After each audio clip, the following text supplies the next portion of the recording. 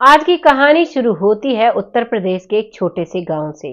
इस गांव में एक लड़का रहता है जिस लड़के का नाम सूरज होता है। सूरज जो कि बहुत ही ज्यादा सुंदर है और बहुत ही अभी 11वीं 12वीं क्लास में पढ़ता है।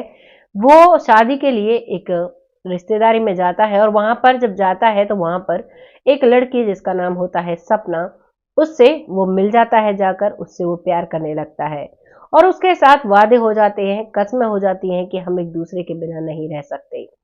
अब उनका ग्रेजुएशन में एडमिशन होता है और वो कॉलेज एक साथ जाते हैं और एक साथ ही दोनों रहते हैं और उन्हें देखकर ऐसा लगता है कि मानो एक दूसरे के लिए दोनों बने हों। ऐसे ही धीरे धीरे वक्त निकल रहा था। अब शादी का वक्त आ जाता है। जब दोनों बच्चे अपने अपने घर बात करते हैं तो उनके घर वाले उनकी शादी नहीं कराते हैं, क्योंकि जो सूरज है इसके परिवार वाले अमीर थे और जो लड़की सपना है इसके परिवार वाले गरीब थे। अब सूरज के माता पिता को लगता है कि वो हमारी टक्कर के नहीं है, हमें नहीं पसंद। इधर जो लड़की है उसके माता पिता भी कह देते हैं कि जब लड़के वाले पसंद नहीं करते तो हम कैसे करेंगे। वो भी शादी नहीं करते हैं और अब इन दोनों को अपने अपने घर रहना पड़ता है। लेकिन ये एक दूसरे से बात करते रहते थे और अब एक दूसरे के साथ साथ जीने साथ मरने के वादे खा चुके थे और अब ये दोनों घर से फरार हो जाते हैं। सीधे कोर्ट जाते हैं, कोर्ट मैरिज करते हैं। कोर्ट मैरिज करने के बाद कुछ दिन घर वालों से छिपकर रहते हैं, लेकिन जैसे ही घर वालों को सारी बातें पता चलती है, अब घर वाले मजबूर हो जाते हैं और सूरज के घर वाले पहुंच जाते हैं अपने बेटे और बहू को लेने के लिए। सूरज अपने घर आ जाता है और उसकी पत्नी भी वहां पर रहती है। बहुत आराम से वो वहां पर रहते हैं। इधर जो लड़की सपना है उसके माता पिता बिल्कुल भी राजी नहीं थे कि वो वापस आए। ऐसे ही वक्त निकल रहा था, लेकिन अब धीरे धीरे जो सूरज है उसकी माँ और उसकी पत्नी में लड़ाई होने लगती है। कई बार सपना अपनी सास की बातों को इग्नोर किया करती, लेकिन बात बात पर जो उसकी सास है वो उसे ताना कसी किया करती, तुम कैसे घर से आई हो, तुम्हें क्या अंदाजा लोग कैसे रहा करते हैं, तुम्हारे घर में तो कुछ नहीं है। ऐसे बहुत सारे ताहने कसा करती।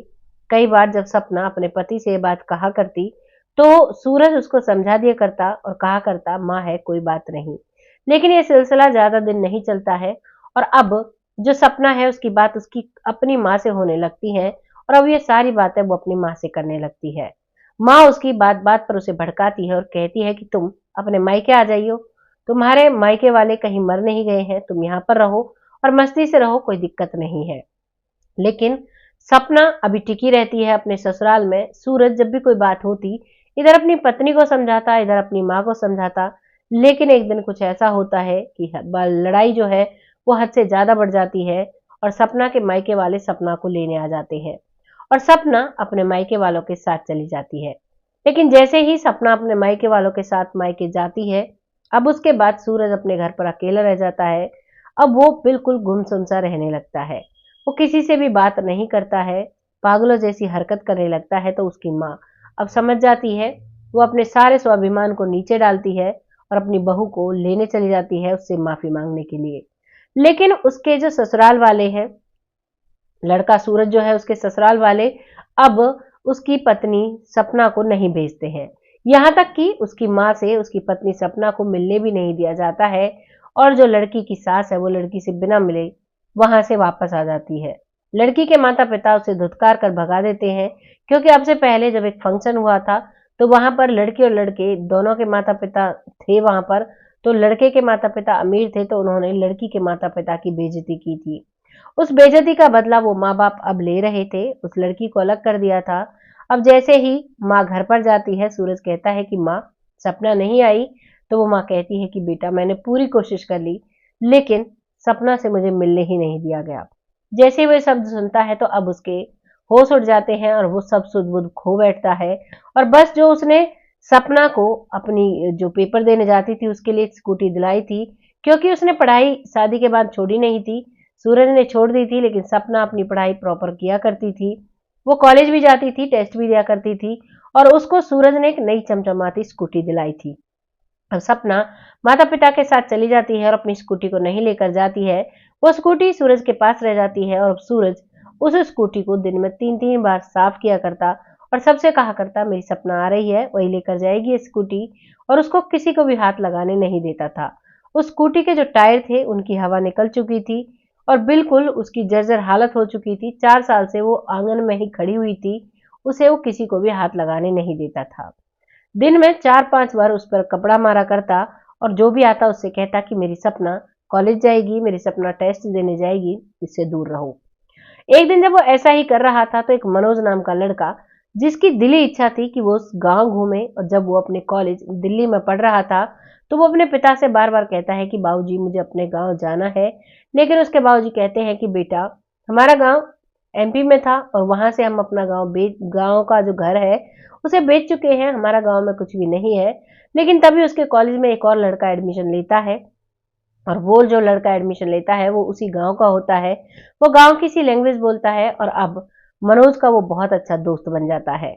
मनोज और वो गांव का लड़का दोस्त बन जाते हैं। तभी मनोज कहता है कि क्या तुम मुझे अपना गांव घुमा सकते हो, मुझे गांव बहुत अच्छे लगते हैं, मुझे गांव जाना है।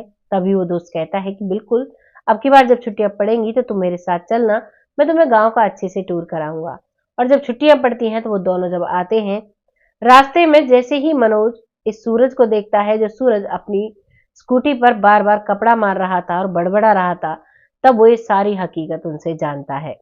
वो पूछता है कि ऐसा क्या हुआ, तो वो जो लड़का है जो उस गांव का था, वो कहता है कि इसे तो पिछले 4 साल से हम ऐसे ही देख रहे हैं, पता नहीं ये लोग कैसे अलग हो गए, और अब ये बिल्कुल प्रॉपर तरीके से पागल हो चुका है। ये अपनी पत्नी की स्कूटी को किसी को भी हाथ लगाने नहीं देता। तुम चलो, इन सब में तुम्हें क्या लेना है। लेकिन मनोज वहां पर जिद पड़ जाता है। वो कहता है कि मुझे जानना है, मुझे उस लड़की को देखना है जिसके लिए ये पागल हो गया और जिसने इसे मुड़कर भी नहीं देखा। अब मनोज सीधा सूरज की माँ के पास जाता है और सूरज की माँ से कहता है कि माँ जी, क्या हुआ था। तो वो माँ जी सारी बात बताती है और बताती है कि जब मैं सपना के पास गई तो उन लोगों ने मुझे मिलने भी नहीं दिया। मनोज कहता है कि अगर ये बात सपना को पता होती कि सूरज उसके वियोग में पागल हो गया है तो शायद अब तक वो आ चुकी होती। अब मनोज वो एड्रेस लेता है जहां पर सपना का मायका था और वहां के लिए चल देता है। वहां जाता है लेकिन मनोज को वहां सपना से नहीं मिला दिया जाता, क्योंकि कह दिया जाता है कि वो यहाँ नहीं है। और अब मनोज वहां से आ जाता है, लेकिन वो उसी गांव में रुक जाता है और अब वो इंतजार करने लगता है कि कभी ना कभी तो सपना अपने घर से निकलेगी। और सपना जब 2 दिन बाद घर से निकलती है, तभी मनोज उसे रास्ते में मिलता है और रास्ते में सारी हकीकत सूरज की बताता है। जैसे ही सपना को ये बात पता चलती है कि सूरज पागल हो चुका है, सपना उन्हीं कपड़ों में उसी के साथ आकर अपने ससुराल आ जाती है। वो पलटकर घर भी नहीं जाती है, और जैसे ही आकर सूरज की हालत देखती है तो वो जोर जोर से रोने लगती है, माफी मांगने लगती है, सूरज को संवारने लगती है और सास से भी कहती है कि माँ, मुझे माफ कर देना, मेरे सूरज की इतनी बुरी हालत हो गई, आपने मुझे बताया नहीं, अगर मुझे पता होता तो मैं आपसे पहले आ चुकी होती। तो सास कहती है कि बेटा, मैं तो गई थी बताने, लेकिन तुम्हारे घर वालों ने मिलने नहीं दिया, और इसमें उनकी भी गलती नहीं है, हम ही लोगों ने उनकी एक शादी के फंक्शन में बेइज्जती की थी, तो वो इतना हमारे साथ करते हैं तो कोई बुरी बात नहीं है। और मैं हमेशा से तुम्हारा बुरा चाहती थी, लेकिन देखो भगवान ने मेरे बेटे का बुरा कर दिया, यानी मेरा ही बुरा हुआ। तो इसीलिए कहते हैं कर भला सो हो भला, कर बुरा सो हो बुरा। यह हकीकत मुझ पर सही बैठती है। हो सके तो मुझे माफ कर देना, हो सके तो मेरे बेटे को नई जिंदगी लौटा दो, अब सब तुम्हारे हाथ में है। सपना सब कुछ भूलकर अब सूरज के साथ रहने लगती है। सूरज उसे एक बार में ही पहचान लेता है, क्योंकि सूरज की नजरों में सिर्फ सपना थी और उसकी स्कूटी थी, और वो अपनी माँ तक को नहीं पहचानता है। अब वो सपना से कहता है कि तुम मुझे छोड़कर इतने दिन के लिए कहाँ गई थी। बिल्कुल वो एक बच्चे की तरह बर्ताव करता है और सपना उसे ठीक कर लेती है। रोज उसी के साथ रहना, उसे खिलाना, उसे घुमाना, उससे अच्छी अच्छी बातें करना, उसे पिछली यादों को भुलवाना जिनसे वो पागल हुआ था, उसे ऐसा महसूस करा देती है कि सपना पहले से ही उसके साथ है। और अब सूरज ठीक हो जाता है।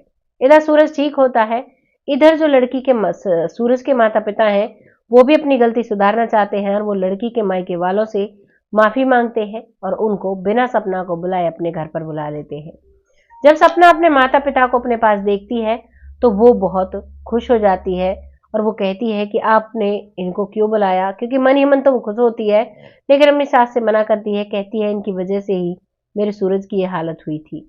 लेकिन वो माता पिता कहते हैं कि बेटा, गलतियां सबसे होती हैं, हमसे भी हुई, इनसे भी हुई, लेकिन अब तुम सबको भूलकर अपने परिवार को अच्छे से बसाओ। माता पिता को माफ कर देती है, इधर सास ससुर भी माफ कर देते हैं और राजी खुशी अब ये परिवार रहता है। धीरे धीरे सूरज ठीक हो जाता है और अब वक्त निकलने लगता है। इधर जो मनोज है, अब वो जब भी छुट्टियां लेकर आता तो वो सूरज के घर ही आया करता, क्योंकि जो सूरज की पत्नी सपना है उसने सारी बातें सूरज को बताई कि इसी की वजह से आज हम एक हो पाए हैं, आज हमारा बिखरा हुआ परिवार बस पाया है। अब उसे बहुत मान सम्मान वहां मिलता है। जब भी उसे गांव की याद सताती है तो मनोज उसी गांव में आकर उस घर में रुका करता है जो सूरज का घर है। ये थी कहानी एक प्रेमी की, एक सच्चे प्रेमी पति की जो अपनी पत्नी की याद में पागल हो जाता है। क्या कोई ऐसा सच्चा प्यार कर सकता है? क्या आपको भी कोई ऐसा सच्चा प्यार करता है? अगर करता हो तो कमेंट बॉक्स में जरूर लिखिएगा, लोगों के साथ शेयर करिएगा, क्योंकि सच्चे प्रेम करने वाले बहुत कम लोग मिला करते हैं। बहुत जल्द फिर से आती हूँ ऐसी ही किसी कहानी के साथ। तब तक खुश रहें, आबाद रहें, अपना और अपने परिवार का ध्यान रखें। जय हिंद, जय भारत।